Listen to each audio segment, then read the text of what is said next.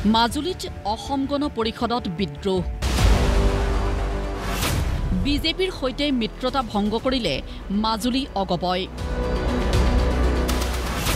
মাজুলীত অগপৰ থাকিব নিজা প্ৰাৰ্থী কেন্দ্ৰীয় নেতৃত্ব নহয় অগপৰ জিলা সমিতিয়ে ললে চূড়ান্ত সিদ্ধান্ত স্পষ্ট কথা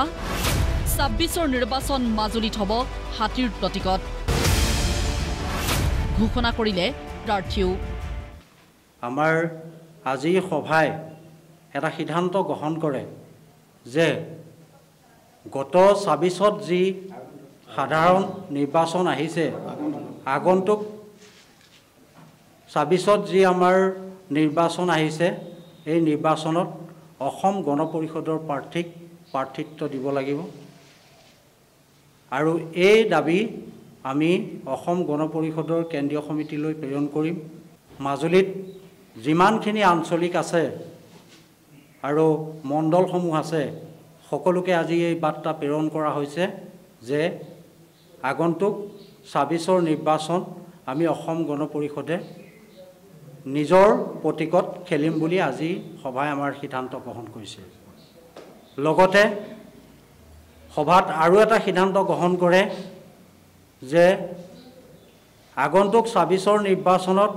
আমাৰ প্ৰাৰ্থী হ'ব মাননীয় বজেন গাম ডাঙৰীয়া আমাৰ সভাপতি জিলাৰ সভাপতি মাননীয় বজেন গাম ডাঙৰীয়া চলি আছে মিত্ৰজোঁটৰ চৰকাৰ অগপৰ দুজনকৈ নেতা হৈ আছে মন্ত্ৰী তাৰ পিছতো মাজুলী অগপৰ এই সিদ্ধান্ত কিয় বিজেপি বিধায়কৰ মাহিয়াৰ মৰমত বিতুষ্ট অসন্তুষ্ট অগপ কৰ্মী মুখ্যমন্ত্ৰীৰ নামত ২০১৬ আৰু ২০২১ এৰি দিলে অগপই এইবাৰ নহ'ব প্ৰথম ৫ বছৰত আমি মুখ্যমন্ত্ৰীৰ সমষ্টি বুলি আমি বিজেপিক এৰি দিছিলোঁ তাৰ পিছৰ বছৰো মাননীয় আমাৰ মুখ্যমন্ত্ৰীৰ প্ৰাৰ্থী সৰ্বানন্দ সোণোৱাল ডাঙৰীয়া অহাৰ কাৰণে আমি অসম গণ পৰিষদে কোনো কুণ্ঠাবোধ নকৰি তেখেতসকলৰ লগত এলায়েন্স কৰিছিলোঁ উপনিৰ্বাচনত আমি বিজেপিৰ প্ৰাৰ্থীকেই আমি জয়যুক্ত কৰিছিলোঁ কিন্তু এটা দুখৰ বিষয় আমি যি MLA আমি জয়যুক্ত কৰাইছিলোঁ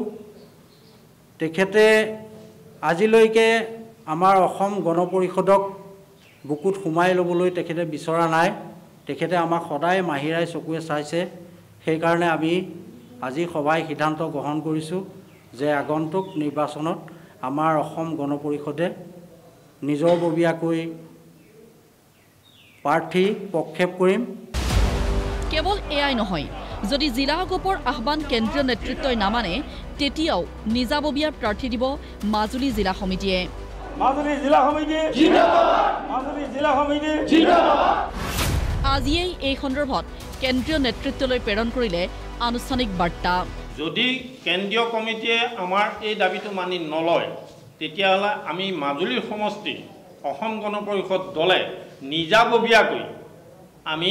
এই নিৰ্বাচনত অৱতীৰ্ণ হ'ম বুলি আজি আমাৰ সভাই সিদ্ধান্ত গ্ৰহণ কৰা সেইটো শেষ সিদ্ধান্ত আৰু এই বাৰ্তাকে আমি কেন্দ্ৰীয় কমিটিলৈ প্ৰেৰণ কৰিব বিচাৰিছোঁ বা অসমৰ ৰাইজক জ্ঞাতাৰ্থে আমি প্ৰেৰণ কৰিব বিচাৰিছোঁ সংবাদমেল পাতি নিজা প্ৰাৰ্থী ঘোষণাতে ক্ষান্ত নাথাকিল মাজুলী অগপ ভুৱন গামৰ কামত অগপ নেতাকৰ্মী ইমানেই অসন্তুষ্ট যে বিজেপিৰ বিধায়কজনক আনুষ্ঠানিকভাৱে অভিহিত কৰিলে প্ৰবঞ্চক বুলি এটা দুখেৰে ক'ব বিচাৰিছোঁ যে মিত্ৰ বুলি আমি যি কাম কৰি মেলি আগবঢ়াই লৈ গৈ মিত্ৰজোঁটৰ MLAজনক আমি জিকাই আনিলোঁ কিন্তু তেওঁ প্ৰবঞ্চক আমি বুজি পালোঁ প্ৰবঞ্চকৰ কাৰণেই আমাৰ দলৰ এতিয়া শেষ মুহূৰ্তত এটা সিদ্ধান্ত গ্ৰহণ কৰিছোঁ যে আমি মিত্ৰটো ভাঙি এতিয়া আমি নিজস্বতাৰে অসম গণ পৰিষদটোক জীয়াই ৰাখিবৰ কাৰণে হাতীৰ প্ৰতীকত MLAটো আমাৰ ব্ৰজেন গাম ডাঙৰীয়াক মাজুলীৰ বিধায়ক হিচাপে আমি সকলোৱে বিচাৰোঁ মাজুলী অগপৰ দ্বাৰা প্ৰক্ষেপিত প্ৰাৰ্থী এয়া ব্ৰজেন গাম গামৰ মুখতো শুনা গ'ল মিত্ৰ শক্তিয়ে কৰা বঞ্চনাৰ কথা মাজুলীত আঞ্চলিকতাবাদৰ ধ্বজা উৰুৱাবলৈ সাজু গাম মিত্ৰদল হিচাপে তেখেতসকলৰ যিটো বঞ্চনা এই বঞ্চনাৰ নেতৃত্বতে আজি অসম গণ পৰিষদে মাজুলী জিলা সমিতিয়ে আজি এই সিদ্ধান্ত ল'বলৈ বাধ্য হৈছে। কেন্দ্ৰীয় সমিতিলৈও এই বাৰ্তা প্ৰেৰণ কৰিছোঁ, কেন্দ্ৰীয় সমিতিয়ে যাতে মাজুলীয়ে যিটো বিচাৰে, মাজুলীয়ে যিটো আঞ্চলিকতাবাদৰ ধ্বজা যিটো মাজুলীত এতিয়াও উৰুৱাব বিচাৰে আৰু হাতীৰ প্ৰতীকটো এতিয়াও মানুহে ভোট দিবলৈ বিচাৰে, সেই আশা যাতে আমাৰ কেন্দ্ৰীয় সমিতিয়ে মাজুলীবাসীক পূৰণ কৰায়। নিৰ্বাচনলৈ এতিয়াও 7 মাহতকৈও বেছি সময় বাকী। এতিয়াই নিৰ্বাচনী বতাহ বলিছে এনেদৰে। কেন্দ্ৰীয় সমিতিক একাষৰীয়া কৰি জিলা সমিতিয়ে ঘোষণা কৰিলে নিজাববীয়া প্ৰাৰ্থী, ভংগ কৰিলে মিত্ৰতাও। এই পৰিৱেশে স্পষ্ট ইংগিত দিয়ে কেনে ৰসায়নে ক্ৰীড়া কৰিব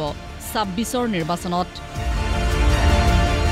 মাজুলীৰ পৰা তীৰ্থ ভূঞাৰ ৰিপৰ্ট, প্ৰতিদিন টাইম।